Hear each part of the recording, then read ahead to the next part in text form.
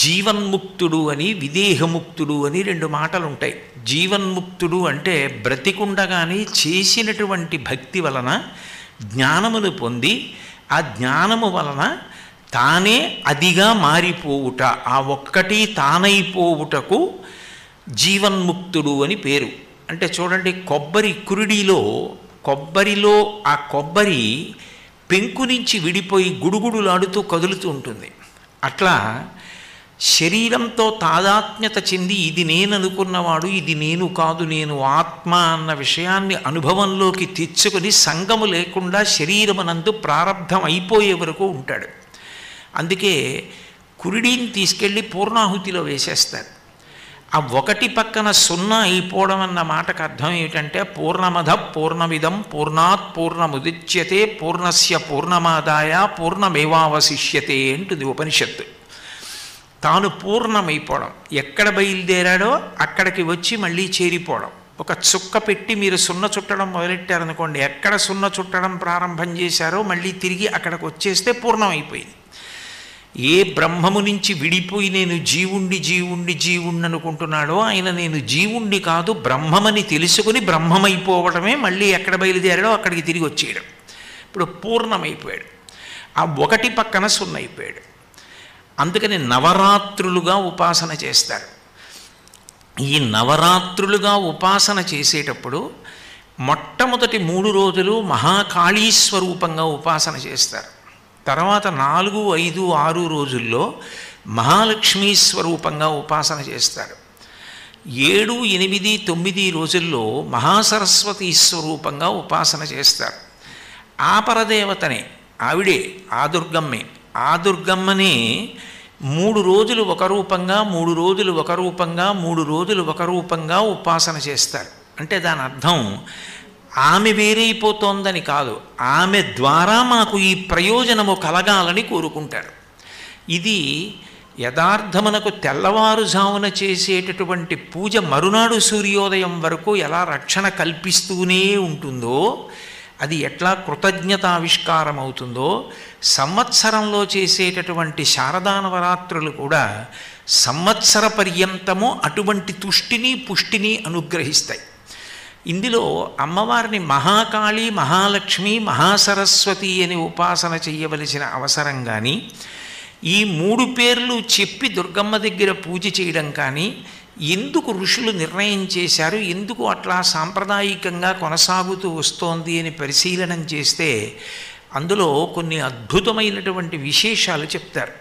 అంటే సమయాన్ని దృష్టిలో పెట్టుకొని నేను ఈరోజు ప్రసంగంతో పూర్తి చేస్తాను కాబట్టి విహంగ వీక్షణంగా దాని గురించి మాట్లాడతాను.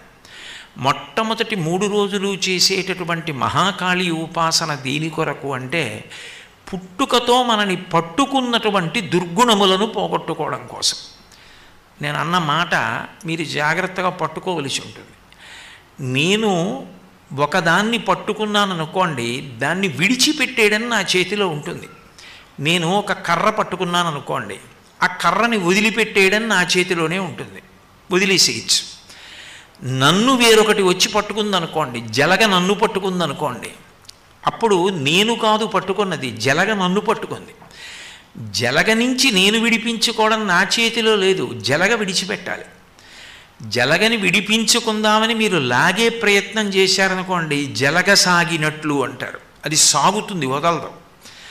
అప్పుడు జలగ ఏది తగిలితే విడిచిపెట్టేస్తుందో అది జలగ నోటి దగ్గరేస్తారు. మేము చిన్నప్పుడు ఏట్లో ఈత కొట్టి స్నానం చేస్తుండేవాళ్ళం, జలగ పట్టుకునేది. పట్టుకుంటే ముందే ముగ్గు పట్టుకెళ్ళి అక్కడ పెట్టుకునేవాళ్ళం. పెట్టుకుని ఆ ముగ్గు తీసి జలగ ఎక్కడ పట్టుకుందో అక్కడ దాని నోటి దగ్గర వేస్తే దానికి ఆ ముగ్గు వాసన వచ్చినా ముగ్గు తగిలిన విసుగు అది వెంటనే వదిలిపెట్టి కింద పడిపోతుంది, లేకపోతే అది నెత్తురు లాగుతుంది. కాబట్టి జలగ విడిచిపెట్టడానికి జలగకి ఇష్టం లేనిది ఏది వేస్తారో, అలా మనని పట్టుకున్నది ఏదుందో దుర్గుణం, అది మనని విడిచిపెట్టేసేటట్టుగా ఏది కావాలో అది ఇవ్వగలిగినది ఎవరు అంటే అమ్మవారే. ఆవిడే ఇవ్వాలి. జన్మతః మనం ఎంత వద్దు అన్నా మనని పట్టుకునేవి 6 ఉంటాయి. అందుకని వాటిని షడ్రిపులు అంటారు. కామ, క్రోధ, లోభ, మద, మోహ, మాత్సర్యములు. ఈ 6 ఎప్పుడూ మనిషిని పట్టుకుని ఉంటాయి. వీటికి అభ్యాసం అక్కర్లేదు. వీటికి గురువుగారి దగ్గరికి వెళ్ళడం కానీ, పుస్తకాలు చదువుకోవడం కానీ, శిక్షణా తరగతులకు వెళ్ళడం కానీ అవేం అవసరం లేదు. మనిషి కామాన్ని పొందడానికి ఎక్కడికో వెళ్ళి ఏవో అభ్యాసం చేయక్కర్లేదు, పుట్టుకతో వచ్చేస్తుంది. కామము అంటే అన్ని వేళలా స్త్రీ పురుష సంబంధమైన కామముగా భావన చేయకూడదు. నిరంతరము పుట్టేటటువంటి కోరికలు ఏ ఉన్నాయో వాటిని కామము అని పిలుస్తారు. ఇప్పుడు ఈ కామము ఏం చేసేస్తూ ఉంటుంది అంటే మనిషిని గిర్ర గిర్ర గిర్ర గిర్ర తిప్పుతూ ఉంటుంది. మనిషి జన్మ యొక్క ప్రయోజనాన్ని కానీ కాలము యొక్క విలువను కానీ తెలియనివ్వదు.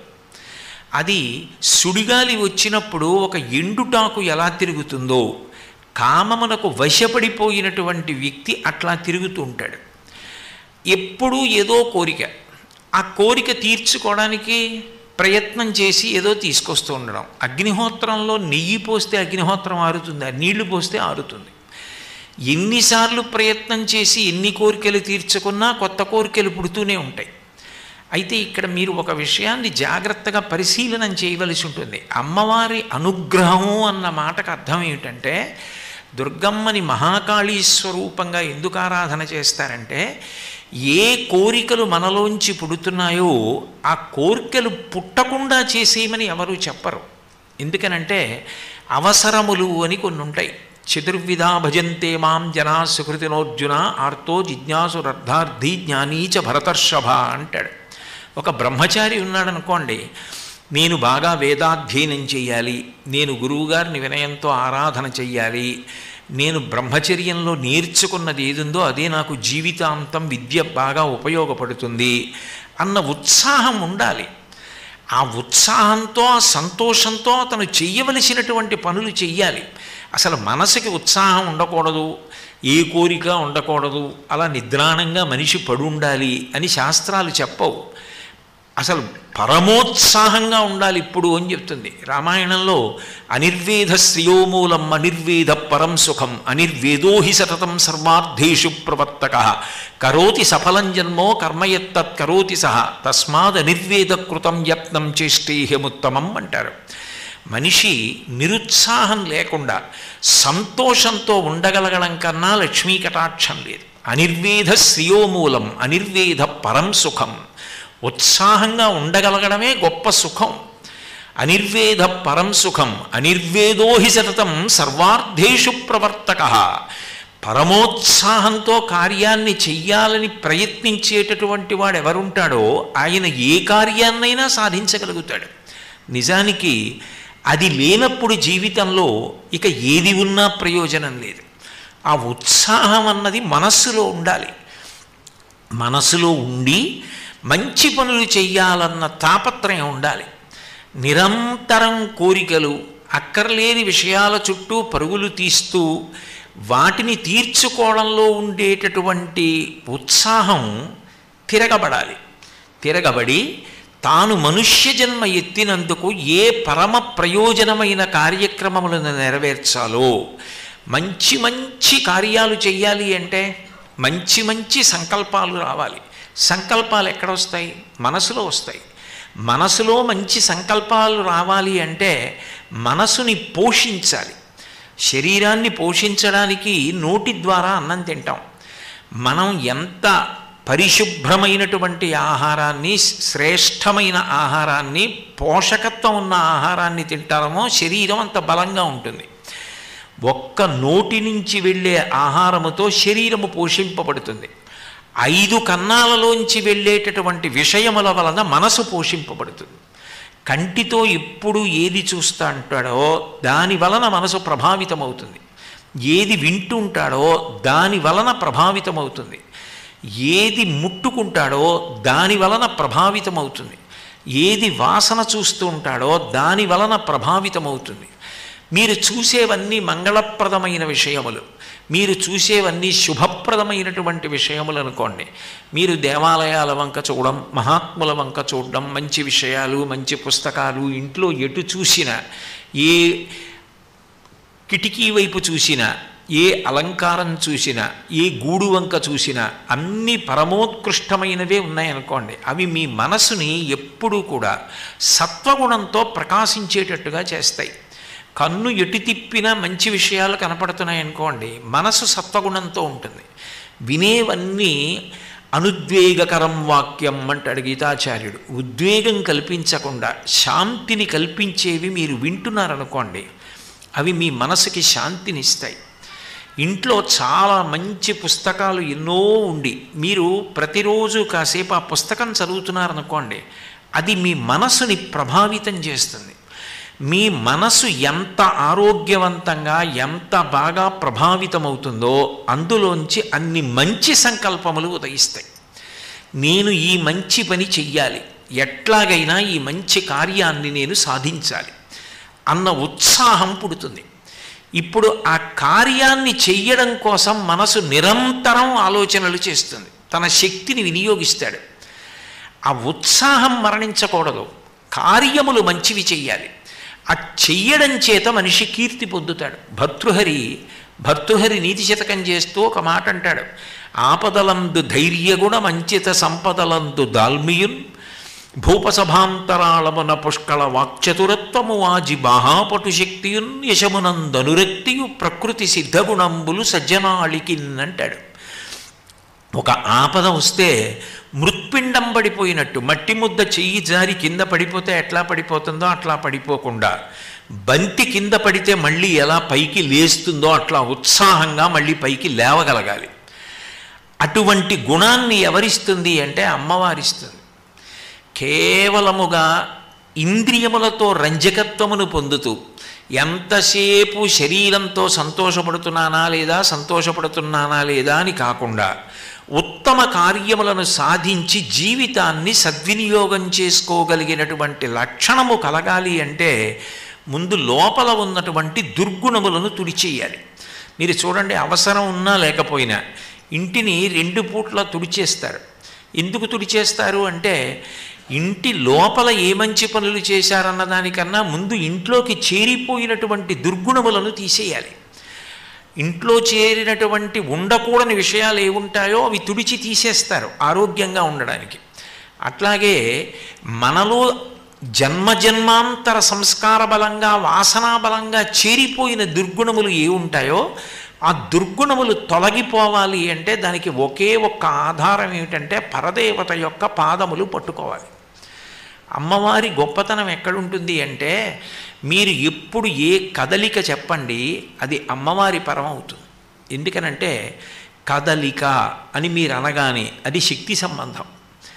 ఏ కదలిక అయినా అమ్మవారి అనుగ్రహంతోనే జరుగుతుంది. నేను ఇప్పుడు మాట్లాడాలంటే మాట్లాడడం అన్న కదలిక, నాలో ఉన్న వాయువు కదిలి పైకొచ్చి బ్రహ్మరంధ్రం దగ్గరికి ఎడితే ఇప్పుడు వెళ్ళకూడదు బయటికి అట్నించని వెనక్కి తోసేస్తే అది నా నోట్లోకి వచ్చేటప్పటికి నా మెదడులో వచ్చినటువంటి ఆలోచనలకు అనుగుణంగా కదిలినటువంటి నాలుక చేత నొక్కబడినటువంటి వాయువు సొట్టలు పడి అక్షరములు పదములై, పదములు వాక్యములై పైకి వచ్చి నా భావం మీ చెవుల గుండా వెళ్ళి మీకు అర్థమయ్యేటట్టుగా నేను చెప్పగలగడం అన్న కదలికలన్నీ కూడా పరదేవత యొక్క అనుగ్రహమే. జీర్ణమైతే అమ్మవారి అనుగ్రహం, ఊపిరి తీస్తే అమ్మవారి అనుగ్రహం, గుండె కొట్టుకుంటే అమ్మవారి అనుగ్రహం. ఇవన్నీ పరదేవత యొక్క అనుగ్రహం చేతనే ఈ కదలికలన్నీ నడుస్తుంటాయి. చిట్ట చివరికి ఈ కదలికలు ఆగిపోవడం అన్న మాటకు అర్థం ఏమిటంటే సత్యము ఏది కదలనిదో, ఏది మార్పు చెందనిదో ఆ బ్రహ్మము తానుగా అనుభూతిని పొందడం. దానికి కదలికలన్నీ అంత ఉత్సాహంతో ధార్మికం కావాలి అంటే అది కేవలము అమ్మవారి అనుగ్రహము చేత మాత్రమే సాధ్యము. ఎక్కడ జాతి నిర్వీర్యమైపోతుందో, ఎక్కడ జాతి జనులు ఇంద్రియ సుఖముల కొరకు మాత్రమే వెంపర్లాడ్డం మొదలవుతుందో, ఎక్కడ జాతి జనులు కేవలము స్వార్థంతో మాత్రమే ప్రవర్తించడం అలవాటవుతుందో, నేను నాది తప్ప ఇక ఇతరుల యొక్క సౌఖ్యం గురించి ఆలోచించడం అన్న మాట లేని స్థితి ఎక్కడ ఏర్పడుతుందో అంతకన్నా ప్రమాదకరమైనటువంటి పరిస్థితి సమాజం మనకు ఉండదు. ఎందుకనంటే మీరు ఒక్క విషయం గమనించండి, మనుష్య ప్రాణికి ఉన్నటువంటి గొప్పతనం ఏమిటంటే మిగిలిన ప్రాణులన్నీ మనుష్య ప్రాణి మీద ఆధారపడతాయి. కారణం, మిగిలిన ప్రాణులు ఒకదాన్ని ఒకటి వాడుకుంటే ఆహారం కోసం వాడుకుంటాయి. ఒక పులి ఒక కుందేలుని చంపితే ఆహారం కోసం చంపుతుంది.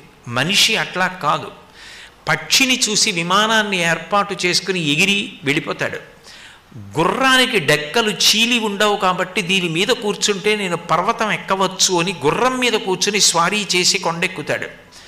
ఒక గాడిద బరువుని మొయ్యగలదు అని తెలుసుకొని గాడిద మీద బరువు వేసి తద్వారా తన ప్రయోజనాన్ని సాధించుకుంటాడు. ఒక చేప నీటిలో ఈదడం చూసి తాను అట్లా నీటిలో ఈదడం నేర్చుకుంటాడు. నెమలి నృత్యం చూసి తాను నృత్యం నేర్చుకుంటాడు. కోయిల అరుపు చూసి సంగీతంలో సప్తస్వరాలు ఏర్పాటు చేసుకుంటాడు. సమస్త ప్రాణులలో ఉన్న విభూతులను మనిషి వాడుకుంటాడు. కుక్కకి విశ్వాసం ఉంది అని తెలుసుకుని కుక్కకి పట్టెడన్నం పెట్టి రాత్రి దాన్ని విడిచిపెట్టి తలుపులేసుకుని తాను పడుకుంటాడు. నిద్రపోకుండా కుక్క ఇంటిని కాపలా కాస్తుంది. అన్ని ప్రాణుల విభూతిని మనిషి వాడుకుంటున్నాడు. అప్పుడు మనిషి సమస్త ప్రాణులను కాపాడవలసిన అవసరాన్ని కూడా పొంది ఉన్నాడు జన్మతః. ఈ సంస్కార బలం ఏర్పడాలి అంటే నేను నా కొరకు మాత్రమే బ్రతకడం కాదు, నేను సకల ప్రాణుల కొరకు బ్రతకడం నాకు అలవాటు కావాలి. లేనప్పుడు ఆ మనుష్య జన్మ నిరర్థకం, దానికి అర్థం లేదు. కాబట్టి నేను అన్ని ప్రాణుల కొరకు బ్రతకాలి అంటే అమ్మవారి యొక్క అనుగ్రహం కలిగితే తప్ప ఎప్పుడూ స్వార్థంతోనే ఆలోచించేటటువంటి లక్షణం తొలగిపోదు. అలా ఆలోచిస్తే వచ్చిన నష్టం ఏమిటండి అని మీరు అడగచ్చు. కేవల స్వార్థంతో ఆలోచించి తీసుకొచ్చి సంపాదించి అక్కడ పెట్టినటువంటి ధనం కానీ ఆస్తి కానీ సంసారం కానీ చిట్ట చివరికి తన శరీరం కానీ శాశ్వతము కాదు. ఇవన్నీ కూడా దగ్ధమైపోతాయి, ఇవన్నీ వెళ్ళిపోతాయి. చివరికి మిగిలిపోయేది ఎవరంటే జీవుడు ఒక్కడే. లలితా సహస్రనామ స్తోత్రానికి భాస్కరరాయల వారు వ్యాఖ్యానం చేశారు. అమ్మవారి అనుగ్రహంతో చేశారు ఆయన. అదేం సామాన్యంగా చేసినటువంటి వ్యాఖ్యానం కాదు. అటువంటి వ్యాఖ్యానం పరదేవతానుగ్రహంతో ఆయన చేసినప్పుడు ధన్య అన్న నామానికి ఆయన వ్యాఖ్యానం చేస్తూ ఒక మాట చెప్తారు. మనిషి ఎలా బ్రతికాడన్న దాన్ని బట్టే మృత్యువునందు ఆఖరి ఆలోచన ఉంటుంది, ఆఖరి ఊపిరిలో మనసు కదులుతుంది. అందుకే మీరు చూడండి, పూజ చేసేటప్పుడు ప్రాణాయామం చేయిస్తారు. మొట్టమొదట ముక్కు పట్టుకోండి కాదు, కుడి ముక్కు మూసి ఊపిరి పీల్చి వదిలిపెట్టడం, అట్లాగే ఎడం ముక్కు రంధ్రం మూసి ఊపిరి పీల్చి రెండో ముక్కు రంధ్రంలోంచి వదిలిపెట్టడం. ప్రాణాయామం ఎందుకు చేస్తారంటే ఊపిరి యొక్క వేగాన్ని నియంత్రించారనుకోండి, మనసు యొక్క వేగము నియంత్రింపబడుతుంది. ఊపిరి వేగం మీద మనసు వేగం ఆధారపడుతుంది. ఆఖరి ఊపిరిలో ఆఖరిసారి మనస్సు కదులుతుంది. ఆఖరిసారి కదిలినప్పుడు మనసు గట్టిగా దేన్ని పట్టుకుందో దాన్ని స్మరిస్తుంది. ఆర్తచింత అని ఉంటుంది. ఆర్తచింత అంటే భార్య మీద, బిడ్డల మీద, ఆస్తి మీద, పొలాల మీద, ఐశ్వర్యం మీద, వీటి మీద ఉండిపోయిన భ్రాంతికి ఈశ్వరుడు ఏమంటాడంటే నీకు సర్వోత్కృష్టమైన మనుష్య జన్మనిచ్చాను, నీ ఆఖరి తలపు దేని మీద ఉండిపోయింది, నువ్వెంత అశాశ్వతమో మిగిలిన అశాశ్వతమైన విషయాలు నీకు గుర్తున్నాయి. నీకు వాక్కునిచ్చాను, బుద్ధినిచ్చాను, గురువునిచ్చాను, శాస్త్రాన్నిచ్చాను, ఇవేవీ నీకు అక్కర్లేకపోయాయి. నువ్వు అశాశ్వతమైనవన్నీ పట్టుకున్నావు. ఈపాటి దానికి నీకు మనుష్య జన్మ అక్కర్లేదు. ఒక కుక్కకి కూడా ఇది నా వీధి, ఈ ఇసుక దిబ్బ నా పాన్పు, ఇదంతా నాదే అన్న భావన ఉంటుంది. ఓ సందులో ఉన్న కుక్క వేరో సందులోంచి కుక్క వస్తే ఒప్పుకోదు, ఈ సందంతా నాదే అనుకుంటుంది. ఈ ఇల్లు నాది అనుకున్నవాడు అంతే. ఎన్నాళ్ళు ఉంటాడు? ఈ ఇల్లు నాది, ఈ ఇల్లు నాది అన్నవాడి శవం బయటికి వెళ్ళిపోతున్నప్పుడు ఆ ఇల్లు మాత్రం ఈయన నావాడన్న మాట అందం. ఆ తర్వాత వారసులు వచ్చి పేరు మార్చుకుని ఈ ఇల్లు నాది అన్నప్పుడు కూడా ఇల్లు ఏమీ అందం. అయ్యో మీ తండ్రి ఇంత కష్టపడ్డాడని అదేం అందం. కింవానేన ధనేన వాజికరిభిప్రాప్తేన రాజ్యేన కిం వా పుత్ర కళత్రమిత్ర పశుభిర్దేహేన గేహేన కిం జ్ఞాతైతక్షణభంగురం సపతిరో త్యాద్యం మనోదూరతః స్వాత్మార్థం గురువాక్యతో భజ భజ శ్రీపార్వతీ వల్లభం అంటారు శంకరులు.